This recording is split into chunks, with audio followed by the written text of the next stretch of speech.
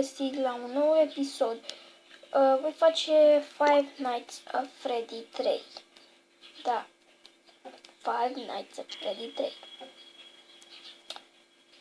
Să dau facecam mai mic. Ok. Și hai să începem.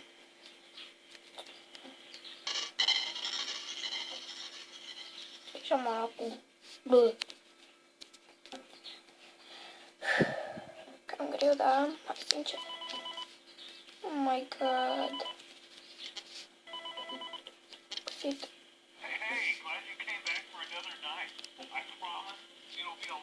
Păcat că n-avem. Ok, play audio.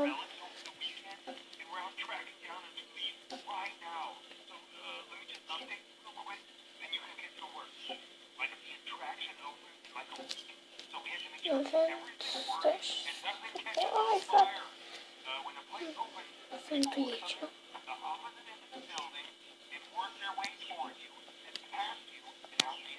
Ah, deci asta este. Înțeles.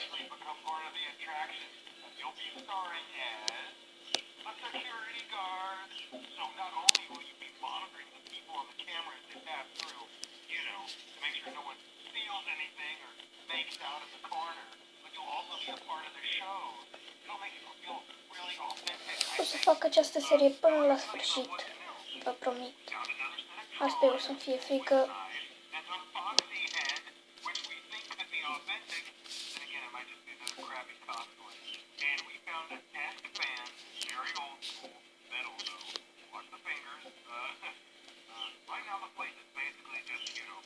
O să fac doar prima noapte.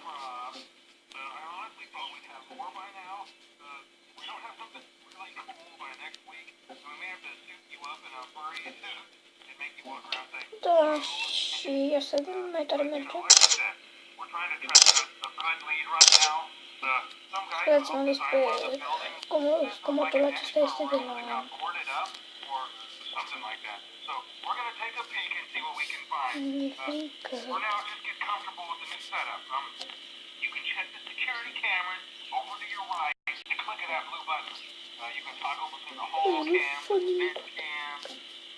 Then over to your far left, you can flip up your maintenance panel. You know, use this to reboot any systems that may go offline. In trying to make the place feel vintage, we may have overdone it a bit. Some of this equipment is barely functional. I wasn't joking about the fire. That's a real risk. The most important thing you want to watch for is the ventilation. Look, this place will give you the spooks, man. And if you let that ventilation go offline, then you'll start seeing some crazy stuff, man. Keep that air flowing. Okay, keep an eye on things, and we'll try to have something new for you tomorrow night.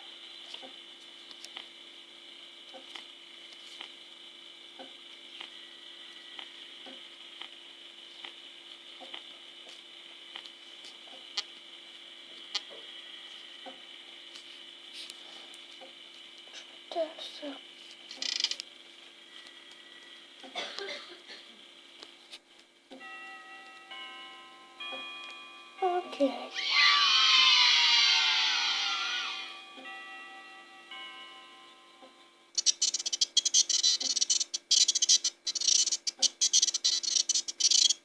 What?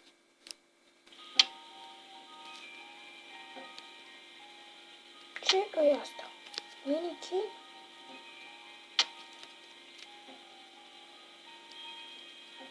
Ai, frate, mai e pe mine cu mini-key-ul.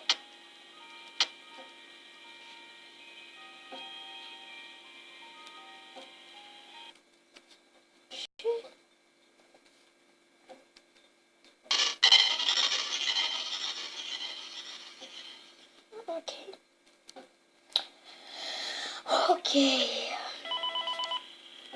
Cam atât a fost cu acest episod.